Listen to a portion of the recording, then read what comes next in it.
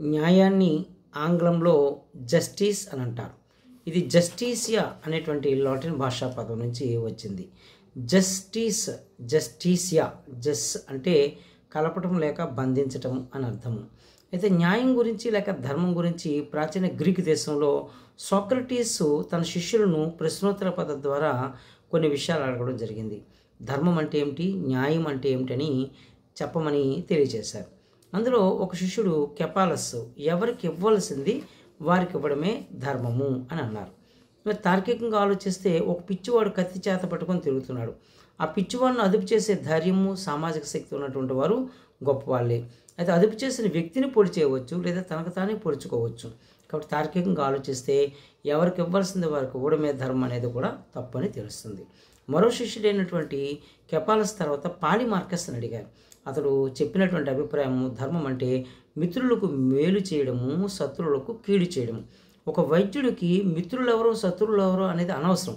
మిత్రులు కాదని ఒక 10 మాత్రలు ఎక్కువగా సూచించిన, శత్రువులు కాదని ఒక 10 మాత్రలు తక్కువగా సూచించిన వారు చనిపోయే పరిస్థితి అనేది ఏర్పడుతుంది. వారి ప్రాణాలు గాలిలో కలిసిపోతాయి.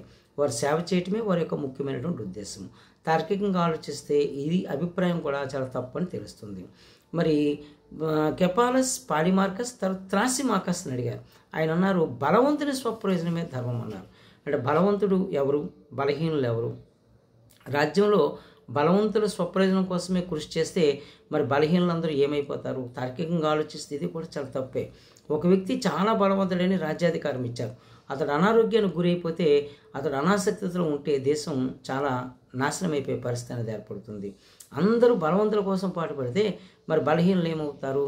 ఆ తర్వాత కాలంలో మరొక తాత్వికుడైనటువంటి వాడు గ్లాకన్ తన ఫిలాసఫీ ప్రకారము బలహీనుల స్వప్రయోజనమే ధర్మం అని అన్నారు.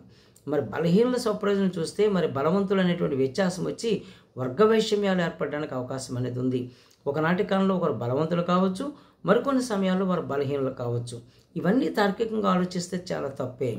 చివరిగా తన శిష్యుడైనటువంటి ప్లేటోని ప్రశ్నోత్తర పద్ధతి ద్వారా అడిగారు, ధర్మం అంటే ఏమిటి, న్యాయం అంటే ఏమిటని చెప్పమన్నారు. అప్పుడు రాజ్యంలో త్రివర్గ సమాజం ఉంటుందని ప్లేటో తెలియచేశాడు. తాత్వికులు, సైనికులు, శ్రామికులు. తాత్వికుల యొక్క ముఖ్యమైన ఉద్దేశం రాజ్యపాలన చేయటం, సైనికుల యొక్క ముఖ్యమైన ఉద్దేశం రాజ్యాన్ని కాపాడటం. అలాగే మరి శ్రామికుల యొక్క ముఖ్యమైన ఉద్దేశం సంపదను వెలికి తీయటం.